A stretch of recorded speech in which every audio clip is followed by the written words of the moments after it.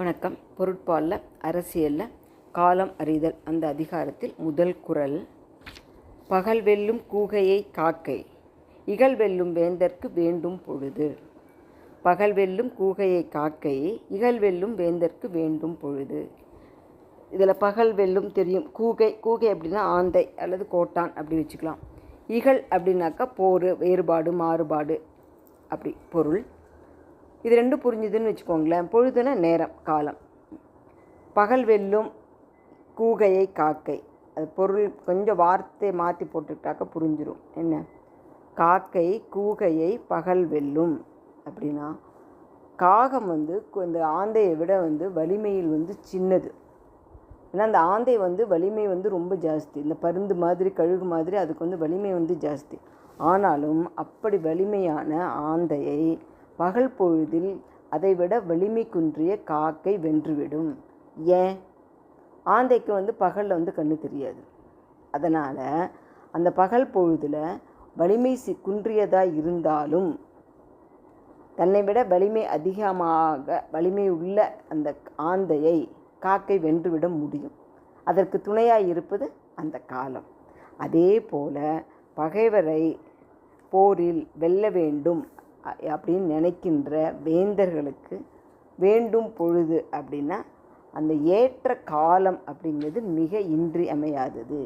இங்கே இந்த இன்றியமையாதது அப்படின்ற ஒரு வார்த்தை தமிழில் ரொம்ப அழகான வார்த்தை. தமிழில் எல்லா வார்த்தைகளுமே அழகு தான், ஆனால் நுட்பம் நிறைய ஒரு சில வார்த்தைகள் அதிகமாக இருக்கும் பாருங்கள். இங்கே இந்த வார்த்தையும் அப்படி தான். இன்றி அமையாதது, அது இல்லாமல் அமையாது. நீரின்றி அமையாது உலகுன்னு படித்தோம் இல்லையா? இன்றி அமையாது, அது இல்லாமல் எனக்கு அது கிடைக்கவே கிடைக்காது. அதாவது படிப்பு இல்லாமல் நல்ல வேலை வாய்ப்பு கிடைக்காது அப்படின்னாக்கா படிப்பு வேலை வாய்ப்புக்கு இன்றி அமையாதது. ஏன்னா படிப்பு இன்றி வேலை அமையாது, அது இல்லாமல் நமக்கு கிடைக்காது. அந்த மாதிரி பொருளில் வருது. அதுதான் இங்கே சொல்கிறாரு. அந்த அரசரைக்கு ஒரு பகை அரசரை போரில் வெல்ல வேண்டும் அப்படின்னு கருதுகின்ற ஒரு மன்னனுக்கு அந்த ஏற்ற காலம் அப்படிங்கிறது ரொம்ப இன்றியமையாதது. ஏன்னா அந்த காலம் சரியாக இல்லாவிடில், அந்த ஏற்ற காலம் இல்லாவிடில் அவனால் வெற்றி பெற முடியாது அப்படின்னு தான் இங்கே சொல்கிறாரு. சரிங்களா? இப்போது இந்த இது பார்த்திங்கனாக்கா எடுத்துக்காட்டு ஓமை அப்படின்னு சொல்கிறாங்க. இன்னொன்று பார்த்திங்கனாக்கா பிரிது மொழிதல் அப்படின்ற ஒரு அலங்காரம் அப்படின்னு சொல்கிறாங்க. இதெல்லாம் ரொம்ப ஆழமாக மொழியாக படிக்கிறவங்களுக்கு நம்ம அதில்குள்ளே போக போகிறதில்ல.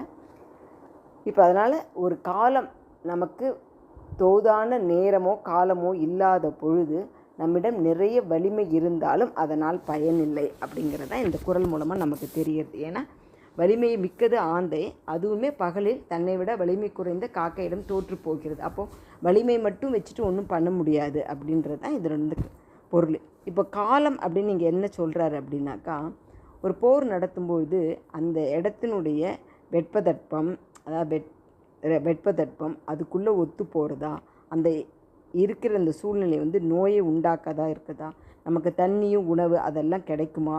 அதாவது போர் எடுத்துகிட்டு போகிறதுனா சும்மா 2 பேர் போகிறதா, ஒரு பெரிய படை திரட்டிட்டு போகணும் இல்லைங்களா? அந்த படையில் இருக்க அத்தனை பேருக்கும் நல்ல உணவு வேணும், தண்ணீர் வேணும், அவங்க நோய் இல்லாமல் ஆரோக்கியமாக இருக்கிறதுக்கான சூழ்நிலை வேணும் இல்லைங்களா? அதெல்லாம் பார்த்துட்டு போகிறது தான் காலம் அப்படின்னு சொல்கிறாரு. இதனால் இந்த குறளில் காலத்தினுடைய சிறப்பு சொல்லியிருக்காரு. அதே நம்ம முதல்ல பார்த்த மாதிரி ஹிட்லர் தான் இதுக்கு மிகச்சிறந்த உதாரணம். சரிங்களா? நாளைக்கு அடுத்த குறளில் என்ன சொல்கிறாருன்னு பார்ப்போம். நன்றி, வணக்கம். நாமும் நம்முடைய காலம் அறிந்து செயல்படணும். நன்றி.